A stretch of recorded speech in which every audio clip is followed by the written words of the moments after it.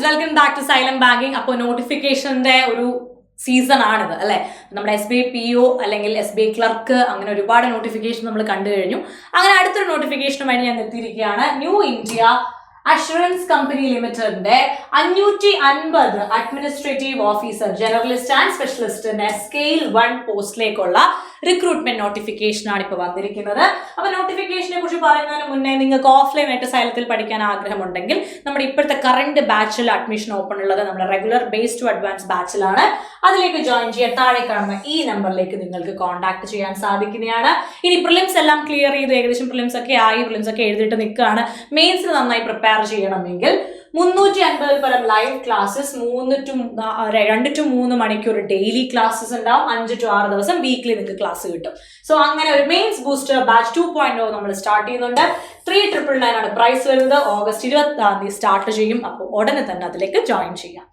ഇനി നമുക്ക് നേരെ നോട്ടിഫിക്കേഷന്റെ ഡീറ്റെയിൽസിലേക്ക് പോകാം. അപ്പൊ നമുക്ക് ആദ്യം തന്നെ കാണാൻ പറ്റും, നമുക്ക് വേക്കൻസീസ് ആണ് അവർ ആദ്യം തന്നേക്കുന്നത് അല്ലെ. വേക്കൻസീസിൽ ടോട്ടൽ 550 പറഞ്ഞിട്ടുണ്ട്. ഞാൻ ഇതിൽ നിങ്ങൾക്ക് എല്ലാവരും ആഗ്രഹിക്കുന്ന കാറ്റഗറി എടുത്തു പറയാം, ജനറലിസ്റ്റ്. ബാക്കി എല്ലാം സ്പെഷ്യലിസ്റ്റുകളാണെങ്കിൽ ജനറലിസ്റ്റ്, അത് സാധാരണ ഗ്രാജുവേഷൻ ഉള്ള ഒരാൾക്ക് എഴുതാൻ കഴിയുന്ന ഓപ്ഷനാണ് ജനറലിസ്റ്റ് എന്ന് പറയുന്നത്. അതിൽ എത്ര വേക്കൻസി ഉണ്ടെന്ന് നമുക്ക് നോക്കാം. ടോട്ടൽ അതിൽ 193 വേക്കൻസി ഉണ്ട്. 29 SC, 15 ST, OBC 52, EWS 19, general 78. ഇതാണ് ശരിക്കും പറയുന്ന ലിറ്ററലി നമുക്ക് അറിയേണ്ട വേക്കൻസീസ്. ടോട്ടൽ നോക്കുമ്പോൾ 550 ഉണ്ട്.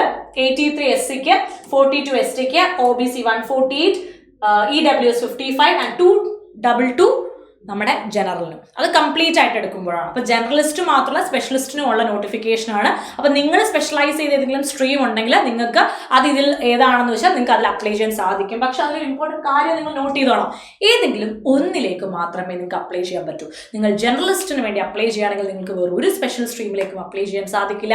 ഏതെങ്കിലും സ്പെഷ്യൽ സ്ട്രീമിൽ അപ്ലൈ ചെയ്യുകയാണെങ്കിൽ ജനറലിസ്റ്റിനും അപ്ലൈ ചെയ്യാൻ സാധിക്കില്ല. ഏതെങ്കിലും ഒരു ഡിസിപ്ലിനിലേക്ക് മാത്രമേ നിങ്ങൾക്ക് എന്ത് ചെയ്യാൻ സാധിക്കുകയുള്ളൂ, അപ്ലൈ ചെയ്യാൻ സാധിക്കുകയുള്ളൂ എന്ന് പറഞ്ഞിട്ടുണ്ട്. ഇനി നമുക്ക് ഇമ്പോർട്ടൻറ്റ് ഡേറ്റുകൾ നോക്കാം. ഓൺലൈൻ രജിസ്ട്രേഷനും പേയ്മെന്റ് ആപ്ലിക്കേഷൻ ഫീസിന്റെ പേയ്മെന്റും വരുന്നത് 7 ഓഗസ്റ്റ് മുതൽ 30 ഓഗസ്റ്റ് വരെയാണ്. അതിനുള്ളിൽ നിങ്ങൾ ആപ്ലിക്കേഷൻ കൊടുത്ത് പേയ്മെന്റ് കംപ്ലീറ്റ് ചെയ്തിട്ടുണ്ടാവണം. ഫേസ് 1 ഓൺലൈൻ എക്സാമിനേഷൻ 14 സെപ്റ്റംബർ 2025 നടക്കുന്നതായിരിക്കും. ഒബ്ജക്റ്റീവ് മാത്രമേ ഉണ്ടാവത്തുള്ളൂ. ഫേസ് 2 എന്ന് പറഞ്ഞാൽ അതും ഓൺലൈൻ തന്നെയാണ്. ഒക്ടോബർ 29 നടക്കുന്നത്. ഒബ്ജക്റ്റീവും ഡിസ്ക്രിപ്റ്റീവും അതിൽ നിങ്ങൾക്ക് നേരിടേണ്ടതായിട്ട് വരും. ഇനി എന്താണ് സർവീസ് കണ്ടീഷൻ പറഞ്ഞത്? മിനിമം ഇനിഷ്യൽ പ്ലേസ് ഓഫ് പോസ്റ്റിംഗിൽ 5 വർഷം ഉണ്ടാവും. അത് ജനറലിസ്റ്റിന്റെ കാര്യമാണ്. അതേസമയം സ്പെഷ്യലൈസേഷൻ വരുന്നവർക്ക് 10 വർഷം വരെ കമ്പനി പറയുന്ന സ്ഥലത്ത് തന്നെ പോസ്റ്റിംഗ് കിട്ടുന്നതായിരിക്കും. ഇനി പ്രൊബേഷൻ പീരീഡ് ഉണ്ടെന്ന് പറയുന്നുണ്ട്. Shall be probation for period of 1 year. Okay, 1 year probation period ഉണ്ട് ജോയിൻ ചെയ്തതിന് ശേഷം എന്നും ഡീറ്റെയിൽ ഇത് പറയുന്നുണ്ട്. പിന്നെ എമോൾമെന്റ്സ് ആൻഡ് ബെനിഫിറ്റ്സിലേക്ക് വരുമ്പോൾ ബേസിക് പേ 50,925 രൂപയാണെന്ന് പറയുന്നുണ്ട്. ദെൻ അതിന്റെ കൂടെ തന്നെ gross emoluments will be approximately 90,000 എന്ന് പറയുന്നുണ്ട് പെർ മന്ത് ഇൻ മെട്രോപൊളിറ്റൻ സെന്റേഴ്സിൽ എന്ന് പറയുന്നുണ്ട്. Other benefits coverage, national pension system governed by PFRDA, gratuity, LTS, medical benefits, group personal accident insurance, അങ്ങനെ നിരവധി ബെനിഫിറ്റുകളോട് കൂടി വരുന്ന ഒരു ജോബ് ഓപ്പർച്യൂണിറ്റിയാണ് ഇത്. ഓക്കെ, ഇനി എഡ്യൂക്കേഷണൽ ക്വാളിഫിക്കേഷൻ നോക്കാം. 1/8/2025 പ്രകാരം നിങ്ങൾ ഒരു ഗ്രാജുവേറ്റ് അല്ലെങ്കിൽ പോസ്റ്റ് ഗ്രാജുവേറ്റ് ആണ്. ജനറലിസ്റ്റിന് അപ്ലൈ ചെയ്യാൻ നിങ്ങൾക്ക് വേണ്ടത് ഗ്രാജുവേഷൻ അല്ലെങ്കിൽ പോസ്റ്റ് ഗ്രാജുവേഷൻ. പോസ്റ്റ് ഗ്രാജുവേഷൻ ഉണ്ടെങ്കിൽ വെരി ഗുഡ്, ഗ്രാജുവേഷൻ ഉണ്ടെങ്കിൽ വെരി ഗുഡ്. രണ്ടായാലും നിങ്ങൾക്ക് അപ്ലൈ ചെയ്യാൻ സാധിക്കും. മിനിമം ക്വാളിഫിക്കേഷൻ അതാണ് അവർ ചോദിക്കുന്നത്. In any discipline. ജനറലിസ്റ്റിന് അപ്ലൈ ചെയ്യുമ്പോൾ നിങ്ങൾ ഏത് ഡിസിപ്ലിനിൽ ഗ്രാജുവേറ്റ് ആണെങ്കിലും പ്രശ്നം വരുന്നില്ല. Recognized university or equivalent qualification recognized as central government with at least 60% mark. Okay, അതും ഇവിടെ ഇമ്പോർട്ടന്റ് ആയിട്ട് വരുന്നുണ്ട്. ഇനി അത് കണ്ടില്ല എന്ന് പറയുന്നത് 60% മാർക്ക് ഡിഗ്രി എക്സാമിനേഷൻ ഉണ്ടാവണം. Or at least 55% mark for SC ST PWBD candidates. SC ST PWD candidates ആണെങ്കിൽ 55%, ബാക്കിയുള്ളവർക്ക് 60% ആണ് നിങ്ങൾക്ക് അഗ്രിഗേറ്റ് ആയിട്ട് ഉണ്ടാവേണ്ടത്.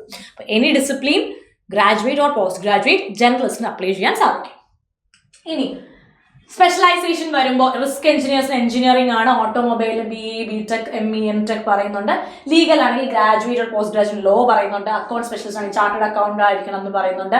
ഐ മീൻ അത് ഗ്രാജുവേഷൻ കിട്ടേണ്ട സ്പെഷ്യലൈസേഷൻ, ഇപ്പം സ്പെഷ്യലൈസ്ഡ് സ്ട്രീമുകളുടെ ഗ്രാജുവേഷൻ ഉണ്ടാവേണ്ടത് ഏതിലാണെന്ന് അവർ വ്യക്തമായി കൊടുത്തിട്ടുണ്ട്. നമുക്ക് ഹെൽത്തിലാണെങ്കിൽ MBBS MD എന്നെല്ലാം പറഞ്ഞ് കൊടുത്തിട്ടുണ്ട്. നമ്മുടെ ഏറ്റവും ഇമ്പോർട്ടൻറ്റ് സ്ഥലത്തേക്ക് വരുന്നത് ഞാൻ ജസ്റ്റ് ഒന്ന് കാണിക്കാമെന്ന് വിചാരിച്ചിട്ടോ. IT സ്പെഷ്യലിസ്റ്റ് ആണെങ്കിൽ BTechോ MTechോ ഉണ്ടാവണം, അല്ലെങ്കിൽ സയൻസ് ഡിസിപ്ലിനിൽ IT കമ്പ്യൂട്ടർ പഠിച്ചിട്ടുണ്ടാവണം. ബിസിനസ് അനാലിസിസ് ആണെങ്കിൽ masters degree in statistics mathematics ഒക്കെയാണ് പറയുന്നത്. കമ്പനി സെക്രട്ടറി ആകുമ്പോഴത്തേക്കും ACS FCS ഫ്രം ICSI എന്നാണ് അവർ കൊടുത്തേക്കുന്നത്. ആക്ച്വറിയൽ സ്പെഷ്യലിസ്റ്റ് എന്ന് പറയുമ്പോഴത്തേക്കും അവിടെയും നിങ്ങളോട് പറഞ്ഞു clear minimum 4 actual papers from AIA or IFOA എന്നൊക്കെ പറഞ്ഞിട്ട് നിങ്ങൾക്കറിയാം. നിങ്ങൾ സ്പെഷ്യലിസ്റ്റിനാണ് അപ്ലൈ ചെയ്യുന്നതെങ്കിൽ നിങ്ങൾ പഠിച്ച സ്ട്രീം വെച്ച് നിങ്ങൾക്ക് ഇത് കൃത്യമായിട്ട് മനസ്സിലാക്കി അപ്ലൈ ചെയ്യാൻ സാധിക്കും. നമുക്ക് ഇമ്പോർട്ടൻ്റ് ആയിട്ടുള്ള സ്ഥലത്തേക്ക് വരുമ്പോൾ നമുക്ക് ആ ഒന്ന് ഓർത്താൽ മതി, any discipline graduation or post graduation 60% mark, SC ST PWBD 55%, അത്ര ഓർത്താൽ മതി. ഏജ് നോക്കുകയാണെങ്കിൽ മിനിമം 21, മാക്സിമം 30 ആസ് ഓൺ 1/8/2025. അതായത് candidate must have been born not earlier than 2 August 1995 August 2 മുന്നേ ജനിച്ചവരോ ഓഗസ്റ്റ് 1 2004 ശേഷം ജനിച്ചവരോ ആകാൻ പാടില്ല. എന്നാൽ റിലാക്സേഷൻ വരുന്നുണ്ട്. റിലാക്സേഷൻ വരുമ്പോൾ SC STക്ക് 5 വർഷം, OBC നോട്ട് ക്രീമിലെയറിന് 3 വർഷം, person with benchmark disabilities ആണെങ്കിൽ 10 വർഷം, എക്സ് സർവീസ് ആണെങ്കിൽ 5 വർഷം, defence service personnel disabled in operation ആണെങ്കിൽ 3 years, and confirmed employees of public sector general insurance കമ്പനീസിന് 8 years ഏജ് റിലാക്സേഷൻസ് വരുന്നുണ്ട്. ഇനി സെലക്ഷൻ പ്രോസസ്സ് നോക്കാം. ഫസ്റ്റ് ഫേസ് പ്രിലിമിനറി എക്സാമിനേഷൻ ആണ്, ഒബ്ജക്റ്റീവ് ടൈപ്പ് ആണ്, 100 മാർക്കിനാണ്, ഓൺലൈൻ ആയിട്ടാണ് കണ്ടക്ട് ചെയ്യുന്നത്. അറിയാലോ 3 സെക്ഷൻ ഉണ്ട്, separate timing for each section. ഓരോ സെക്ഷനും സെപ്പറേറ്റ് ടൈമിംഗ് ഉണ്ടാവും. സി ഇംഗ്ലീഷ് ഒബ്ജക്റ്റീവ് ആണ്, 30 question 30 mark 20 minute. Reasoning ability 35 question 35 mark 20 minute. Quantitative aptitude 35 question 35 mark 20 minute. Total 100 questions 100 mark 60 minutes ആണ് വരുന്നത്. Okay, candidates have to qualify in each test section by securing passing marks to be desired by the company, and then adequate number of candidates in each category as desired by the company, approximately 50 times the number of vacancies, will be shortlisted for mains examination. Shortlist ചെയ്ത ആൾക്കാർ mains examination നേരിടേണ്ടി വരുന്നതും objective test തന്നെയാണ് 200 മാർക്കിനും, descriptive test 30 മാർക്കിനുമാണ് അവർ നേരിടേണ്ടി വരിക. ഒബ്ജക്റ്റീവും ഡിസ്ക്രിപ്റ്റീവും രണ്ടും online തന്നെ ആയിരിക്കും. അതിലെ ഡിസ്ക്രിപ്റ്റീവ് ടെസ്റ്റ് എന്ന് പറഞ്ഞാൽ കമ്പ്യൂട്ടർ CBT തന്നെയാണ്, നമ്മൾ കമ്പ്യൂട്ടറിലാണ് ടൈപ്പ് ചെയ്യാൻ. അത് അറിഞ്ഞുകൂടാത്തവർക്ക് വേണ്ടി ടെസ്റ്റ് എന്ന് പറഞ്ഞു എന്നേ ഉള്ളൂ കേട്ടോ. അപ്പോൾ ഒബ്ജക്റ്റീവ് ടെസ്റ്റിൽ നിങ്ങൾക്ക് 2.5 മണിക്കൂർ ഡ്യൂറേഷൻ ആണ് കിട്ടുന്നത്. അതിൽ സെപ്പറേറ്റ് ടൈമിംഗ് ഉണ്ടാവും ഓരോ സെക്ഷനും. 5 മിനിറ്റ് എന്തിനായിരിക്കും എന്നറിയോ, എക്സാം തുടങ്ങുന്നതിന് മുന്നേ will be provided for the text to be written in space provided on the call letter. Okay, അത് ഒരു 5 മിനിറ്റ് കൂൾ ഓഫ് ടൈം കഴിഞ്ഞിട്ടായിരിക്കും നിങ്ങൾക്ക് എക്സാം സ്റ്റാർട്ട് ചെയ്യുക. ദെൻ ജനറലിസ്റ്റിനാണെങ്കിൽ ഇതാണ് മെയിൻസിന്റെ സിലബസ് എന്ന് പറയുന്നത്. റീസണിങ്ങിന് 50 മാർക്ക് 50 ക്വസ്റ്റ്യൻ, ഇംഗ്ലീഷോ ഹിന്ദി മീഡിയം ഉണ്ടാവും 40 മിനിറ്റ്. ഇംഗ്ലീഷ് എന്ന് പറയുമ്പോൾ 50 question 50 mark 40 minute. General awareness 50 question 50 mark 30 minute. Quantitative aptitude 50 question 50 mark 40 minute. Total 200 question 200 മാർക്കിനായിരിക്കും നിങ്ങൾക്ക് ടോട്ടലി ഉണ്ടാവാം മെയിൻസിന്. അതുപോലെ തന്നെ നിങ്ങൾക്ക് സ്പെഷ്യലിസ്റ്റ് കാറ്റഗറിയിൽ വരുമ്പോഴേക്കും specialist stream additional test to assess the technical and professional knowledge എന്ന് കൊടുത്തിട്ടുണ്ട്. അതിൽ 40 ചോദ്യം 40 മാർക്ക് 35 മിനിറ്റ് ഉണ്ടാവും. അത് അക്കോർഡിംഗ് ടു ഓരോരുത്തരുടെ സ്പെഷ്യലൈസ്ഡ് സ്ട്രീം അനുസരിച്ചായിരിക്കും ക്വസ്റ്റ്യൻസ് വരാം. നൗ ഡിസ്ക്രിപ്റ്റീവ് ടെസ്റ്റിന് വരുമ്പോൾ 30 മിനിറ്റ് ആണ്, 30 മാർക്കിന്റെ ആണ്. ഇംഗ്ലീഷ് ലാംഗ്വേജിലെ ലെറ്റർ റൈറ്റിംഗിന് 10 മാർക്ക്, എസ്സേക്ക് 20 മാർക്കിനുമായിരിക്കും നിങ്ങൾക്ക് ക്വസ്റ്റ്യൻസ് വരാം. ആൻഡ് നിങ്ങളൊരു മിനിമം സ്കോർ ഉറപ്പായിട്ടും ഒബ്ജക്റ്റീവ് ടെസ്റ്റിൽ സെപ്പറേറ്റ്ലി നിങ്ങൾക്ക് എന്ത് ഷോർട്ട് ലിസ്റ്റ് ചെയ്യാൻ വേണ്ടി ഡിസ്ക്രിപ്റ്റീവ് ടെസ്റ്റുകൾ നോക്കുന്നതായിരിക്കും. സോ എസ്സേയും ലെറ്ററും അല്ലേ സിമ്പിൾ അല്ലേ എന്ന് പറഞ്ഞിരിക്കരുത്. അത്യാവശ്യം നന്നായിട്ട് ഐഡിയാസ് ബ്രെയിൻ സ്റ്റോം ചെയ്ത് സമയത്തിനുള്ളിൽ ടൈപ്പ് ചെയ്ത് കറക്റ്റ് പങ്ക്ച്വേഷൻ മാർക്സ് കൊടുത്ത് വേർഡ് ലിമിറ്റിനുള്ളിലൊക്കെ ടൈപ്പ് ചെയ്ത് സെറ്റ് ആക്കണം. അതൊരിച്ചിരി എന്താ പറയുക പ്രാക്ടീസ് ആവശ്യമുള്ള കാര്യമാണ്. അതൊക്കെ നോക്കിയിട്ട് ചെയ്യാം. ദെൻ അടുത്തലേക്ക് പോകുമ്പോൾ നമുക്ക് ആപ്ലിക്കേഷൻ ഫീസ് നോക്കാം. SC ST PWBD ആണെങ്കിൽ 100 രൂപ മാത്രമാണ് നിങ്ങൾക്ക് ഫീസ് വരുന്നത്. Other than SC ST PWD ബാക്കി എല്ലാ കാൻഡിഡേറ്റ്സിനും 850 രൂപ 850 റുപ്പീസ് ആണ്. ആപ്ലിക്കേഷൻ ഫീസ് വരുന്നത്. അപ്പോൾ ഇനിയും വെയിറ്റ് ചെയ്ത് നിൽക്കണ്ട, നിങ്ങൾ ഇപ്പം തന്നെ എന്ത് ചെയ്യുക, ഉറപ്പായിട്ടും അപ്ലൈ ചെയ്യാനായിട്ട് നോക്കുക. ഇന്റർവ്യൂ വരുന്നുണ്ട്, തേർഡ് ഫേസിൽ ഇന്റർവ്യൂ ഉണ്ട്. Candidates who have been short listed at the end of phase 2 will be subsequently called for an interview to be conducted by the company. Interview will be conducted at the selected centers. The weightage ratio of online examination and interview will be 75:25 respectively. അപ്പോൾ ശരിക്കും പറഞ്ഞു കഴിഞ്ഞാൽ പ്രിലിംസും മെയിൻസും കഴിഞ്ഞ് ഡിസ്ക്രിപ്റ്റീവും കഴിഞ്ഞിട്ട് നിങ്ങൾക്ക് എന്തുണ്ടാവും, interview ഉണ്ടാവും. ആ ഒരു പ്രോസസ്സ് നിങ്ങൾക്ക് ഓൾറെഡി അറിയാം. ഈ പ്രോസസ്സ് കംപ്ലീറ്റ് ചെയ്താൽ നമുക്ക് നല്ല ശമ്പളമുള്ള നല്ല ബെനിഫിറ്റ് ഉള്ളൊരു ജോലിയാണ്.